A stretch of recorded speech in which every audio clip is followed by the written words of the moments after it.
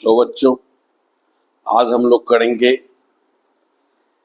Class 9th के chapter number 1 का end of exercise question number 9। Question number 1 से 8 तक मैंने दूसरे वीडियो में डाल दिया है, सभी को ढंग से देखो। और क्वेश्चन नंबर 9 करने से पहले एक थोड़ा सा क्वेश्चन नंबर 9 करने से पहले एक रिकैप देखो, एक रिवीजन देखो। रिवीजन ये है कि तुम लोग डिस्टेंस डिस्टेंस ए बी शायद जानते हो, रट गया होगा। Root under x2 minus x1 का square plus y2 minus y1 का स्क्वायर, ये फॉर्मूला मैंने दिया है पहले। दूसरा फॉर्मूला मिड पॉइंट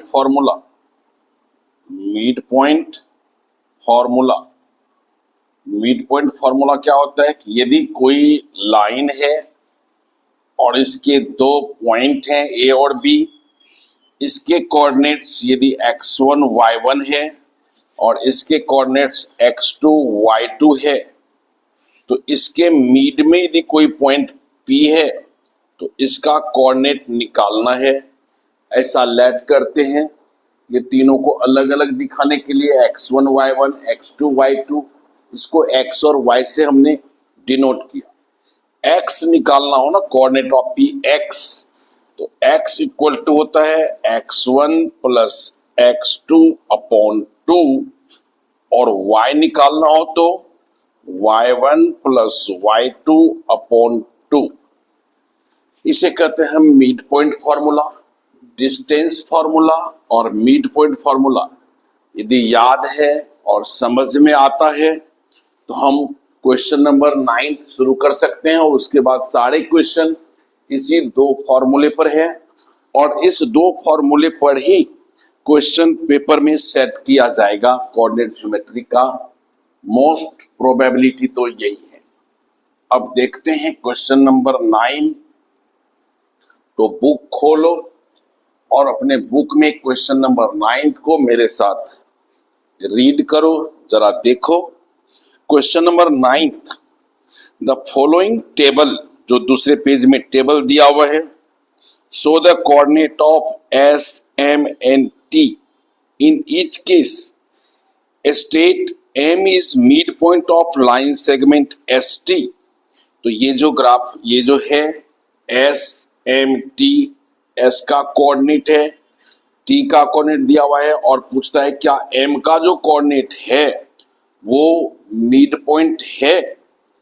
तो सीधा मिड पॉइंट फॉर्मूला लगाओ। एक्चुअली यहाँ पर डिस्टेंस फॉर्मूला से हमें देखना होता है कि ये distance S M equal to है कि नहीं डिस्टेंस एम टी का, लेकिन डिस्टेंस फॉर्मूला लगा दो।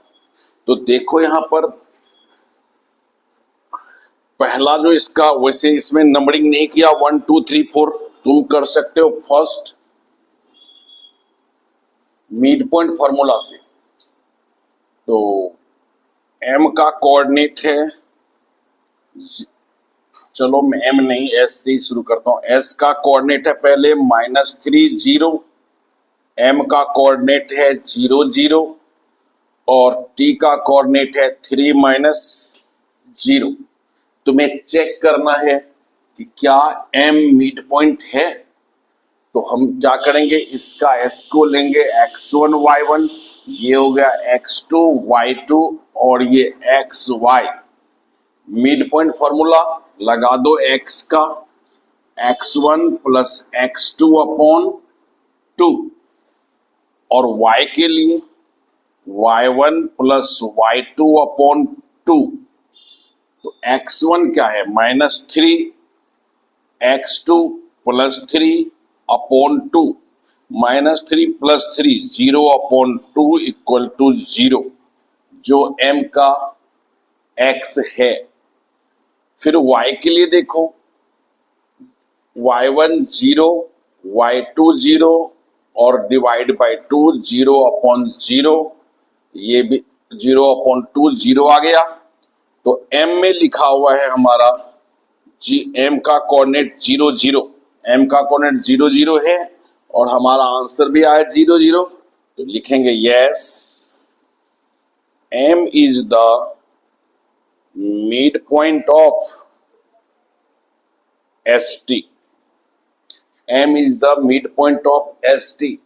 यदि ये फर्स्ट कर लिया, फर्स्ट समझ में आ गया, तो अब ये खुद ही बाकी के 3 कर सकते हो। वीडियो चलते रहने दो, आंसर खुद निकालो और अपने आप को सेटिस्फाइड करो। चलो इसका दूसरा पार्ट सेम इसी तरह से करेंगे।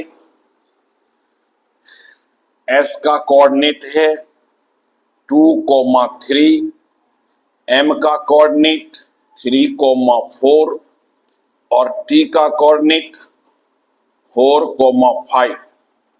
तो मिड पॉइंट ये हमारा x1 y1 है, ये x2 y2 है और ये xy है। x equal to x1 plus x2 upon 2 और y equal to y1 plus y2 upon 2। Formula तो बिल्कुल अच्छी तरह से याद रहना ही चाहिए। x1 क्या है 2, x2 4 upon 2, 6 upon 2, 6 upon 2 cut के आया 3, यहां पर 3 है m का कोऑर्डिनेट x। y के लिए 3 प्लस 5 अपॉन 2, 8 अपॉन 2 और ये आया 4।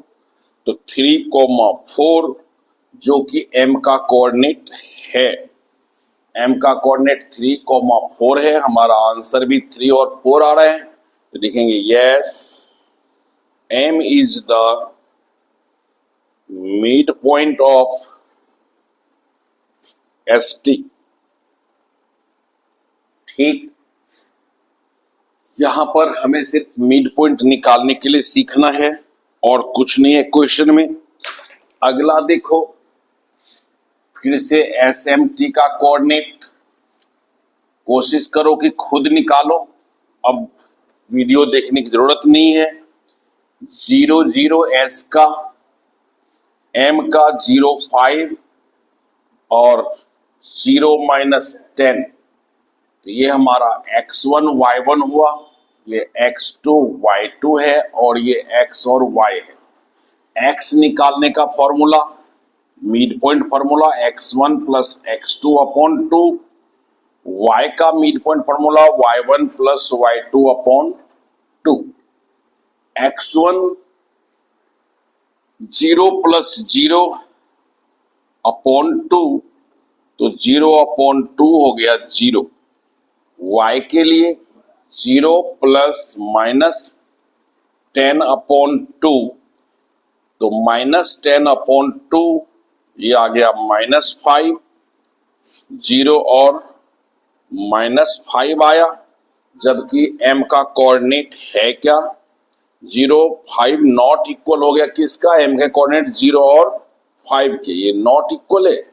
हमारा आंसर आया 0 -5, जबकि m का कोऑर्डिनेट दिया हुआ है 0 प्लस 5, ये दोनों इक्वल नहीं हुआ, तो लिखेंगे no, m is the not अ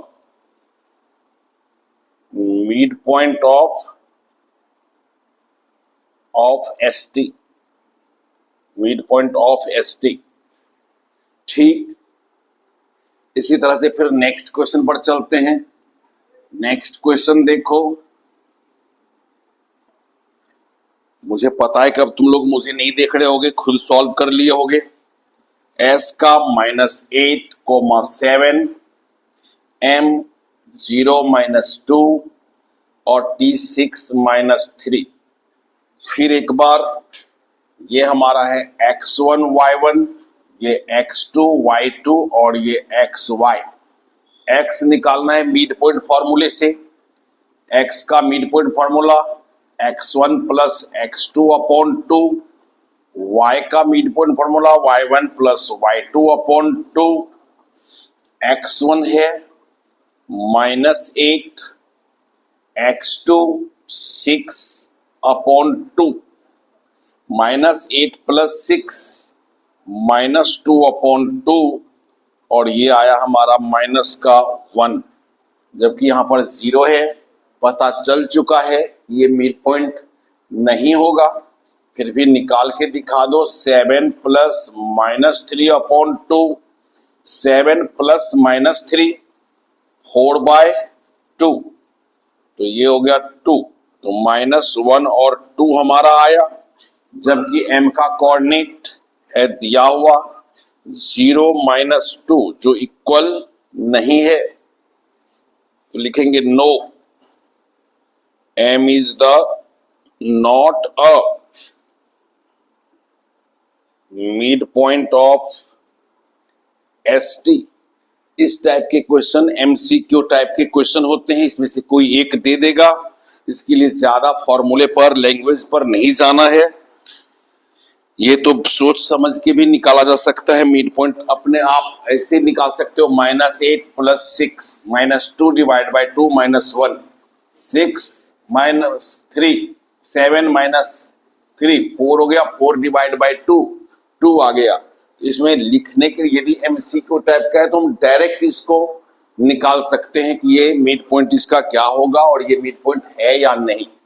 चलो 9th क्वेश्चन यदि केयरफुली देखा होगा तो खुद समझ में आ गया होगा। अब आगे देखो 10th क्वेश्चन। 10th क्वेश्चन अच्छा क्वेश्चन है पेपर के हिसाब से। Use of connection you find to find the coordinate of B that M is the midpoint of A and B। यहां देखो कोऑर्डिनेट ऑफ B निकालना है। हमें दिया क्या है कि 10th क्वेश्चन में M का कोऑर्डिनेट दिया हुआ है -7 1 और A का कोऑर्डिनेट दिया हुआ है 3 - 4। ध्यान से ये लिखेंगे। और B का कोऑर्डिनेट है X और Y। हमें कहता है कि एक लाइन है AB और M इसका मिड पॉइंट है। Find the coordinate of B given that M is the mid point of this and this. M जो है, M ये मिड पॉइंट है, तो A का कोऑर्डिनेट यहां लिखेंगे क्या, 3 - 4। B का कोऑर्डिनेट X Y और M का कोऑर्डिनेट -7 1। जैसा कि हम पुट करते हैं, इसको क्या लेते हैं, X1 Y1, ये X2 Y2 और मिड पॉइंट का लेते थे X और Y। मिड पॉइंट का फॉर्मूला लगाएंगे, ये X हमें फाइंड करना है, तो मिड पॉइंट का formula X = X1 + X2 upon 2। अब देखो तुम्हें पता क्या सब है, X पहले से पता है -7, यहां लिख दो। X1 3, X2 पता नहीं है, X है, अपॉन 2। सिंप्लीफाई करेंगे X निकल आएगा, तो क्रॉस मल्टीप्लाई करो। 3 + X = -14, X = -14 - 3, X = -17। X निकालना था, हमने X निकाल लिया। फिर मिड पॉइंट फॉर्मूला लगाओ, Y = Y1 + Y2 अपॉन 2। अब ये जो 3 क्वांटिटी है, इसमें देखो हमें पता क्या सब है और जो दिया है उसे पुट करो। Y की वैल्यू दिया हुआ है 1, Y1 -4, Y2 Y upon 2। Cross multiply करो, -4 + Y = 2 1 जा 2। क्रॉस मल्टीप्लाई में हम क्या करते हैं कि प्राय वेरिएबल वाले को लेफ्ट में रखने से अच्छा लगता है देखने में। Y = 2 और -4 इधर जाके +4 इक्वल के उस पार, तो Y = 6 हो गया। तो X = -17, Y = 6। यही X और Y हमें निकालना था B का कोऑर्डिनेट।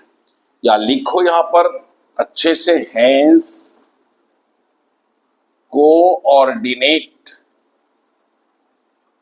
ऑफ बी क्या हो गया, -17,6।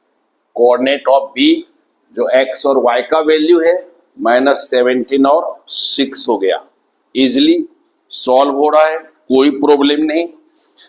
क्वेश्चन नंबर 11 देखते हैं। क्वेश्चन नंबर 11 के लिए तैयार हो जा। क्वेश्चन नंबर 11 थोड़ा लंबा जाएगा और अच्छे से देखना है कैलकुलेशन को। क्वेश्चन नंबर 11 बुक में टिक कर लो। जैसे क्वेश्चन नंबर 11 को बुक में टिक करो, इंपॉर्टेंट क्वेश्चन है, थोड़ा सा कैलकुलेशन इसमें ज्यादा है। पढ़ो क्वेश्चन और देखो। P and Q be the point of trisection of AB। Trisection 3 equal part, एक AB है,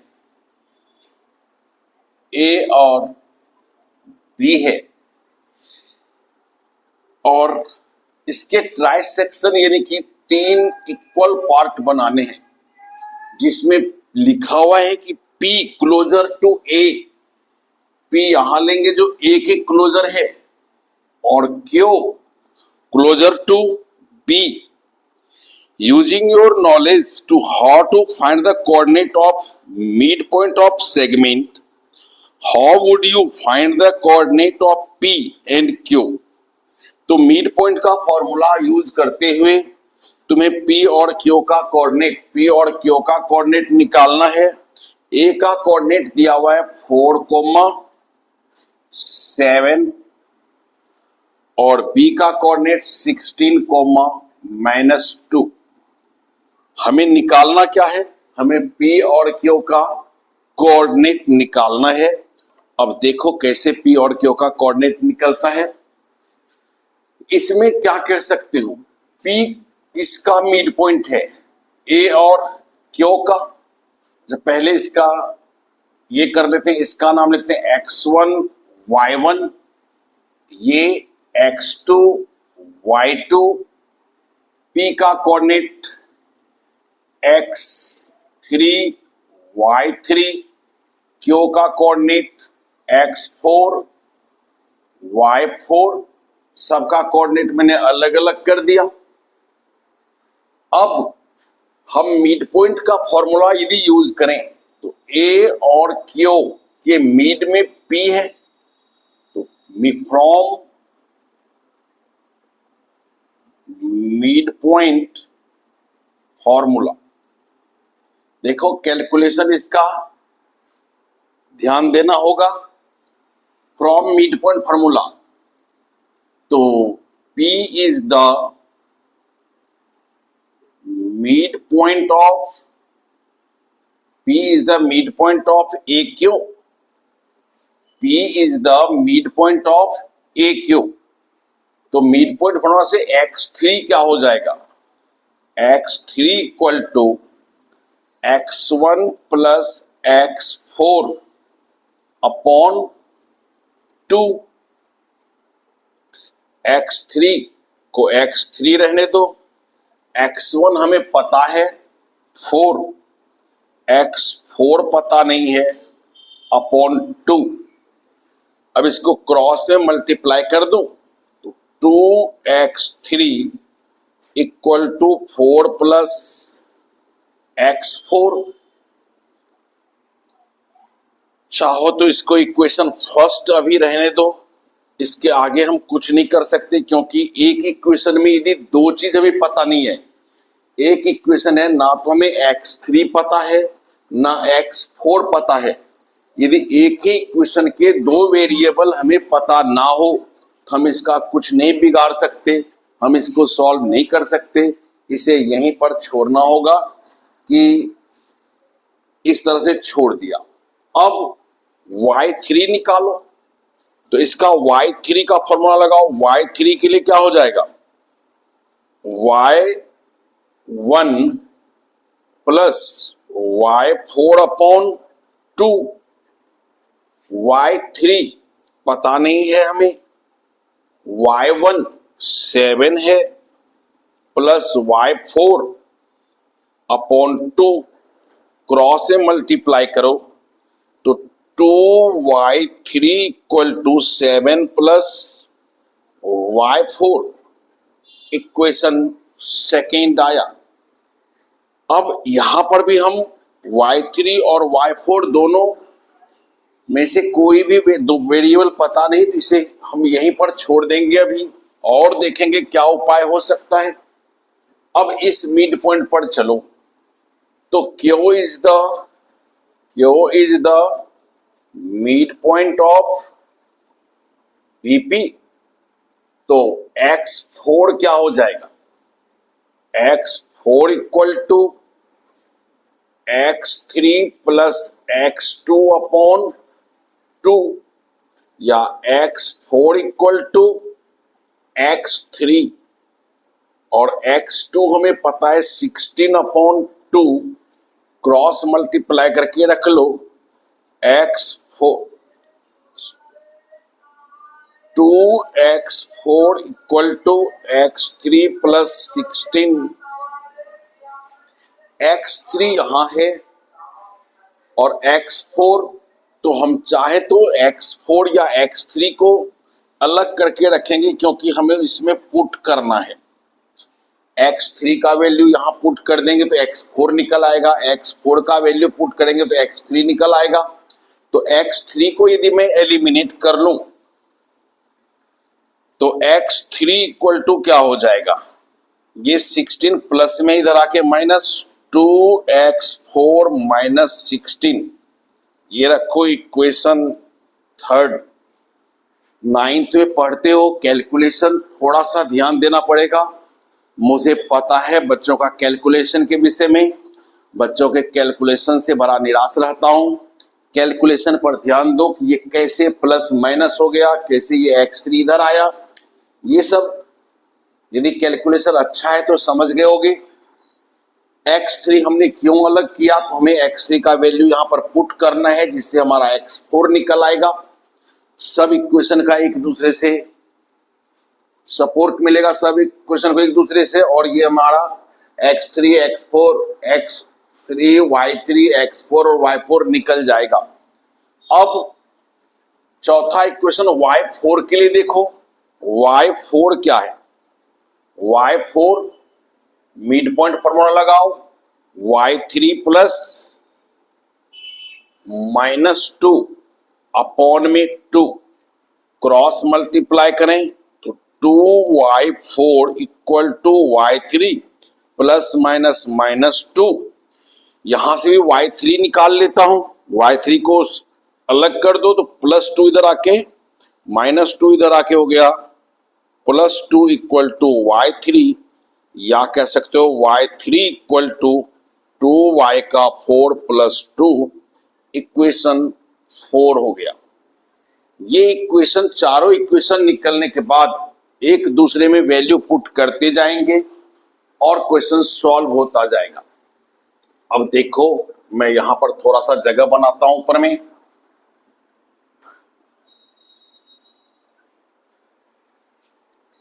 x3 यहां है और x3 यहां भी है, इक्वेशन फर्स्ट में और थर्ड में लिख सकता हूं, पुटिंग द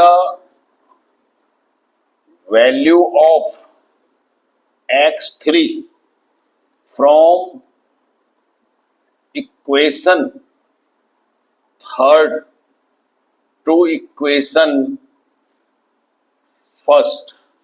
तो इक्वेशन फर्स्ट में देखो, इक्वेशन फर्स्ट को क्या था, 2x3 equal to 4 plus x4, तो 2 और x3 का वैल्यू क्या है इक्वेशन में, यहां पर देखो x3 का वैल्यू है 2x4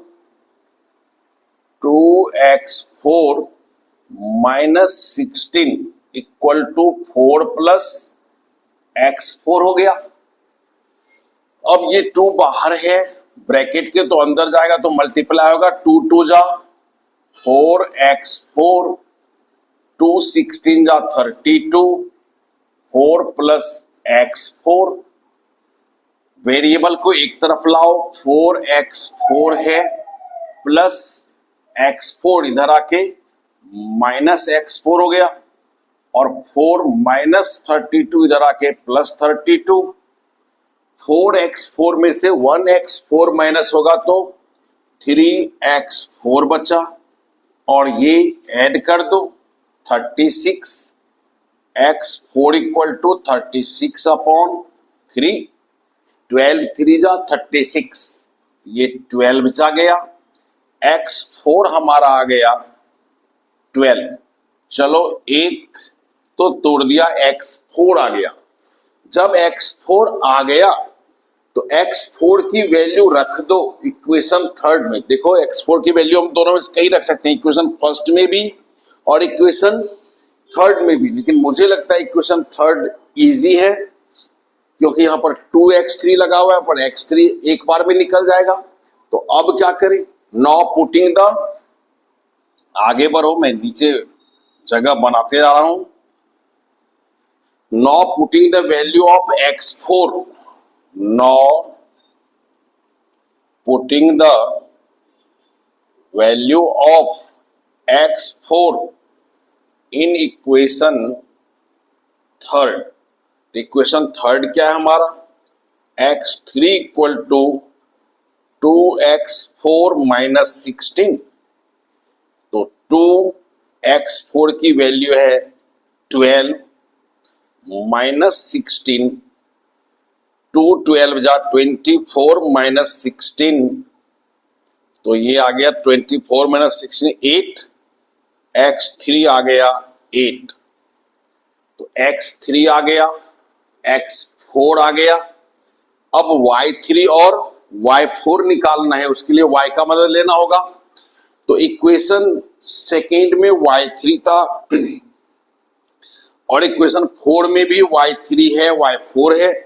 तो अब क्या करें, तो इक्वेशन 4 से y3 का वैल्यू इक्वेशन सेकेंड में रख देते हैं। इधर मिटा दो, हमें इससे अब कोई यहां पर मतलब नहीं है, x से x हम निकाल चुके हैं।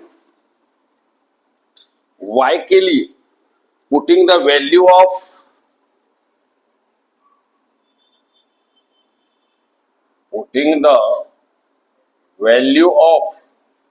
y3 from equation 4 to second. Equation 4 में y3 है, इसको उठा के इक्वेशन सेकेंड में y3 का वैल्यू रखना है। तो इक्वेशन सेकेंड में था 2y3 equal to 7 plus y4। तो 2y3 का value 2y4 plus 2 equal to 7 plus y4। Calculation करो, 2 2 जा 4y4 प्लस 2 2 जा 4, 7 प्लस y4। वेरिएबल को एक तरफ किया जाता है, 4y4 में से y4 माइनस हो जाएगा, 7 प्लस 4 इक्वल के उस पर -4, 4y4 में से 1y4 माइनस होगा तो 3y4 बचा, और इधर 3 बचा, तो y4 हो गया 3/3 और y4 हो गया 1। तो y4 निकल आया, और y4 निकल आया तो y3 भी निकल आएगा। Putting the value of y4 in equation 4। अब now putting the value of y4 in equation fourth. Equation fourth हमारा क्या है, y3 equal to 2y4 plus 2। तो 2y4 का वैल्यू 1 आया है, यहां 1 लिखो, प्लस 2, तो 2 1 जा 2 प्लस 2 4, y3 आ गया 4। इस तरह से अब सब वैल्यू आ चुका है। तो कोऑर्डिनेट ऑफ क्वेश्चन क्या पूछा था वो देखो। Using knowledge, find the coordinate of midpoint of line segment. How would you coordinate P and Q? How would you find the coordinate of P and Q? The coordinate of P, coordinate of P, P क्या था हमारा, याद है? P था, देखो अपने figure में, P के लिए मैंने लिखा था x3 y3, तो x3 कितना आया? x3 आया 8 और y3 आया 4। कोऑर्डिनेट ऑफ Q, Q का कोऑर्डिनेट था, Q का कोऑर्डिनेट था x4 y4, तो x4 आया है 12 और y4 आया है 1। ये हो गया हमारा coordinate of P and Q। थोड़ा सा लंबा क्वेश्चन है, एक बार दो बार लिखा देखा जा सकता है, फिर सीख जाओगे, क्योंकि कैलकुलेशन की प्रॉब्लम यदि है तो प्रॉब्लम है, पहले कैलकुलेशन स्ट्रांग होनी चाहिए। अब देखते हैं क्वेश्चन नंबर 12, इसको हटाओ और question number 12,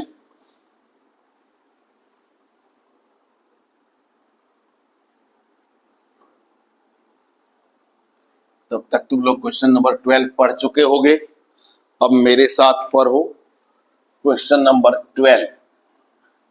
question number 12, given the point A B C जिसका कोऑर्डिनेट दिया हुआ है, so that they lie on a circle के हुज सेंटर, ये कहता है एक सर्कल मान लो है और जिसका सेंटर जो है ऑरिजिन पर है, ऑरिजिन पर है तो इसका कोऑर्डिनेट 0 0 हो जाएगा, और पॉइंट है ए बी और कहीं ले लो सी, ए बी सी, ए का कोऑर्डिनेट है 1 - 8, बी का कोऑर्डिनेट है -4, 7, सी का कोऑर्डिनेट है -7, -4। देखो मैं बार बार कह रहा हूं, क्वेश्चन यदि हमने ढंग से पढ़ा है तो क्वेश्चन इजीली सॉल्व होता है। इसमें लिखा हुआ है कि ए बी सी का कोऑर्डिनेट दिया हुआ है, so that they lie on circle, circle के हुज सेंटर इज ऑरिजिन, ये सर्कल का नाम यू ही रख दिया, सर्कल के हुज सेंटर जो है वो ओ पर है, ऑरिजिन पर है 0 0। What is the radius of circle के, यानी कि तुम्हें ये रेडियस निकालना है, तो रेडियस क्या होगा, यहां से यदि ये सर्कल पर है तीनों पॉइंट, तो ये डिस्टेंस रेडियस होगा, ये डिस्टेंस रेडियस होगा, ये डिस्टेंस रेडियस होगा। पहले सबका डिस्टेंस निकाल के देखो ये तीनों पॉइंट सर्कल पर है कि नहीं। यदि सर्कल पर होगा तो सेंटर से ए का डिस्टेंस, सेंटर से बी का डिस्टेंस और सेंटर से सी का डिस्टेंस तीनों ही इक्वल होगा। तो निकालो रेडियस ओ ए, जो डिस्टेंस फॉर्मूला से निकलेगा √x2 - x1 का whole square plus y2 - y1 का होल स्क्वायर रूट अंडर, अब तुम्हारी मर्जी x2 किसे ले लो, तो इसे ले लो हमेशा ही x1 y1, और इसे x2 y2, क्योंकि 0 माइनस करना आसान होता है। x2 हो गया 1 - 0 का होल स्क्वायर और y2 हो गया -8 - 0 का होल स्क्वायर, तो ये हो गया 0 - 1 1 का स्क्वायर -8 का स्क्वायर, 1 का स्क्वायर 1, 8 - 8 का स्क्वायर 64, ये √65 यूनिट हो गया। तुम्हारे बुक ने ये x2 - x1 ना करके जब ओरिजिन से दिया है रेडियस निकालेंगे सीधा लिख देता है x2 का स्क्वायर y2 का स्क्वायर, नहीं, अपना पुट करके अपना फॉर्मूला से निकाला करो। रेडियस OB यानी कि OB के बीच का डिस्टेंस क्या हो जाएगा, x2 माइनस x1 का whole square plus y2 minus y1 का होल स्क्वायर। तो रूट अंडर x2, अब इसको लेने x2 y2, तो -4 माइनस जीरो का होल स्क्वायर। y2 7 है, 7 माइनस y1 0 का होल स्क्वायर। तो ये भी हो गया -4 का स्क्वायर प्लस 7 का स्क्वायर, -4 माइनस माइनस प्लस होता है, -4 का square 16 plus 49 root under 65 unit. ये दोनों इक्वल है, उम्मीद है ये भी इक्वल आएगा। रेडियस OC क्या आएगा? Root under x2 minus x1 का square plus y2 minus y1 का स्क्वायर। अब x2 इसको लेंगे x2 y2, तो -7 माइनस 0 का स्क्वायर और -4 माइनस 0 का स्क्वायर। ये हो गया -7 का स्क्वायर, 4 माइनस 0 -4 का स्क्वायर, 49 16 रूट 65 यूनिट। तो OA इक्वल हो गया OB का इक्वल OC का, जो रेडियस होगा रूट 65 यूनिट। ये हुआ हमारा पहले का आंसर। हमने प्रूफ कर दिया कि OA, OB और OC तीनों ही सर्कल पर है, जिसका तीनों का लेंथ इक्वल है, इक्वल होना ही चाहिए यदि रेडियस है तो OA, OB, OC तीनों इक्वल है, रेडियस है जो 65 रूट 65 है। ठीक, तो फर्स्ट पार्ट हो गया। सेकेंड पार्ट हमें इसी में समझना होगा। सेकेंड पार्ट क्या है? गिवन है पॉइंट D जिसका कोऑर्डिनेट -5 6 है, E 0 9 है। चेक करना है कि D और E सर्कल के अंदर है, सर्कल पर है या सर्कल से बाहर है। उसके लिए भी हमें डिस्टेंस चाहिए। यदि हम O से डिस्टेंस निकालें, O से D का, और वो रूट 65 से ज्यादा हो तो आउटसाइड द सर्कल, रूट 65 होगा तो ऑन द सर्कल, और रूट 65 से कम हो जाएगा तो विद इन द सर्कल। तो डिस्टेंस OD निकालो। अब इसको मिटा दो। रूट 65 आया है, ये याद रखा जाए, इसके लिए मैंने यहां पर रेडियस छोड़ दिया। अभी रहने दो, इक्वेशन फर्स्ट का ये याद रहता है, रेडियस हमारा रूट 65 आया है। सेकेंड पार्ट देखो, सेकेंड पार्ट के लिए क्या लिखना होगा कि distance of D from centre O। तो D का कोऑर्डिनेट क्या है? दिया हुआ है D का कोऑर्डिनेट -5 6, और सेंटर O का कोऑर्डिनेट तो 0 0 है। तो डिस्टेंस DO निकाल के देखो, root under x2 minus x1 का square plus y2 minus y1 का स्क्वायर, रूट अंडर, इसे हम 0 0 को x1 y1 ले लें और इसे x2 y2 ले लेते हैं। तो -5 माइनस 0 का होल स्क्वायर, y2 6 माइनस 0 का स्क्वायर, ये हो गया -5 का स्क्वायर और ये 6 का स्क्वायर। -5 का स्क्वायर 25, 6 का स्क्वायर 36, ऐड करो तो 61 आ रहा है, 61 यूनिट आ गया।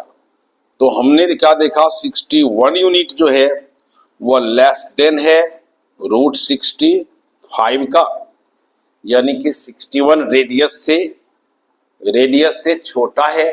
तो डी हमारा कहीं सर्कल के अंदर कहीं पर होगा, उससे बाहर नहीं जाएगा। तो D lie hence D lie within the circle. तो डी के विषय में पता चल गया। अब पूछता है ई कहां पर है। तो एक बार फिर से हमें वही काम करना होगा कि ई का देखें क्या कंडीशन है। तो distance of E from centre O.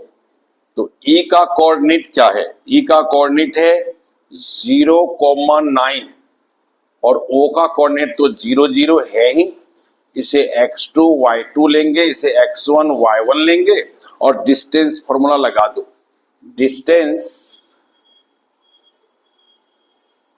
Distance OE root under x2 minus x1 का whole square plus y2 minus y1 का whole square.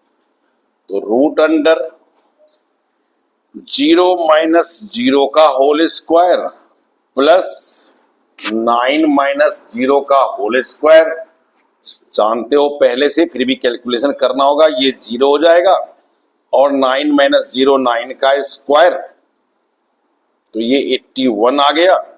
Root 81 more than होता है रूट 65 का, यानी कि ई जो है वो कहीं सर्कल से बाहर होगा। तो E hence point E lies outside the circle. ठीक, क्वेश्चन नंबर 12 तक कर दिया। क्वेश्चन नंबर 13 अभी करें या कुछ लंबा चला जा रहा है वीडियो? 13, 14, 15 ये नेक्स्ट वीडियो में डाल देता हूं। पहले यहां तक क्लियर करो, क्योंकि अब ये सब क्वेश्चन है इंपॉर्टेंट, एग्जामिनेशन व्यू से नहीं है, लेकिन क्वेश्चन तो है, करना तो चाहिए। क्या पता टीचर क्या दे दें। और सबसे अच्छा तो क्वेश्चन नंबर 16 लग रहा है। देखते हैं नेक्स्ट क्लास में। Thank you.